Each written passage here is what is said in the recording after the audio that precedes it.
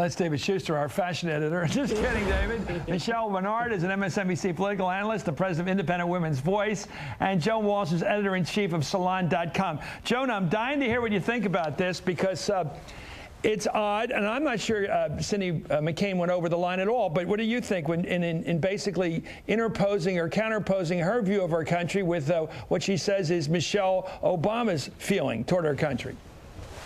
Yeah, why? Why did she do that, Chris? I mean, I just didn't think it was very classy. Laura Bush said that we should all be, kind to Michelle Obama and take her at her word that she didn't mean anything untoward or unpatriotic, and I certainly agree with that. I think that proud remark has been overhyped and overanalyzed. There's nothing else in her background or her record to suggest that she's not patriotic. And so, also Cindy McCain, that poor woman, she endured a whisper campaign by, people associated with the Bush campaign, in 2000 about her daughter, about her own health and legal problems. She is the last person who should be kind of talking in innuendo about about a political opponent. I just thought it was Joe, what are the rules of engagement amongst between spouses? I mean, they're not technically running for office. They're supporting their spouse who is running for office, and they're talking about another spouse of someone running for office. What are the rules of engagement? Are they permitted to take shots, or is it wrong, just per se? Like baseball players making fun of each other in the newspapers always drives me crazy. What is the rule among spouses? Well, it drives you crazy, and it often backfires with baseball players. You've heard hundreds of interviews where people took off-field mocking and turned it into on-field motivation. And I hope that Michelle Obama is sitting there being, being classy, being restrained, and being determined never to lower herself to fight like that. But you're right, Chris. There really aren't rules of engagement. We'll have to write them.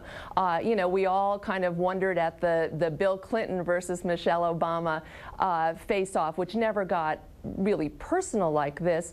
I'd just rather not see it. I would rather that they both stick to policy, stick to, being a support to the real candidate. I don't mean anything sexist by that, because I certainly wish that the would-be first husband had done a little bit more of that. It's not a gender thing. It's really who's running for president. What is the role of the spouse? It's tricky.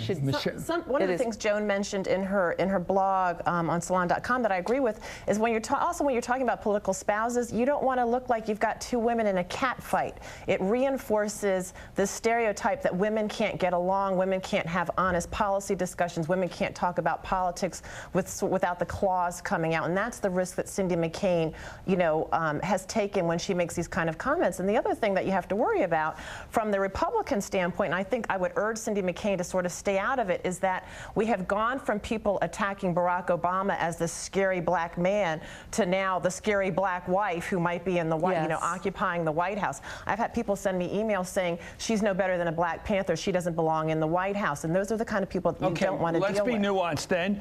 She does come across as more aggressive than he does in terms of as a social critic, right? Fair? I think that's a fair criticism, or maybe not necessarily a criticism, but a way of looking at some of the statements that she makes.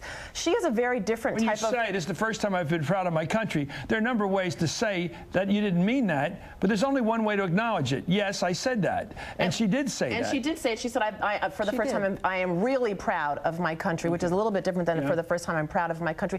Look, it's uncharted territory. She's very different than Cindy McCain. She's very different than Laura Bush, and she's very different in her presence than Hillary Clinton. I think it's going to take time for the American public to know who she is. I don't think she's going through a makeover. I think she's working very hard to reintroduce the American public. Those women in Iowa loved her. There were stories that you could read about her getting on the telephone with wives in Iowa, explaining how her life was very similar to theirs. And I think what she needs to do is tell the American public her story and her life, so that people aren't terrified that this black woman is going to be doing God knows what in the White House. Joan, last word.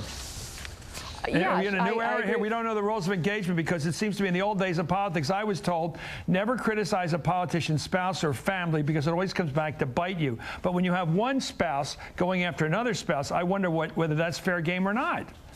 I'd like to see that not happen. I would like to see that not happen, and I would also say, you know, like Michelle says, excuse me, like yes, both Michelles. We've got two Michelles. we've got a situation where this woman may be a sharper social critic. She's never run for president before. She's never run for office. She's not the candidate. She is learning to express herself more clearly. Chris, certainly you and I have had our times when we've had to restate and come back at something, and I certainly give her the benefit of the doubt as she tries to do that and become a public person, because she's an asset to the campaign. Our Rebecca Traister, who traveled with her in Iowa, said those women fell in love with her. So, you know, I think this is a bump in the road. What a year. What a year this is. What a brand new year. Anyway, thank you, Michelle Bernard. Thank you, Joan Walsh. Up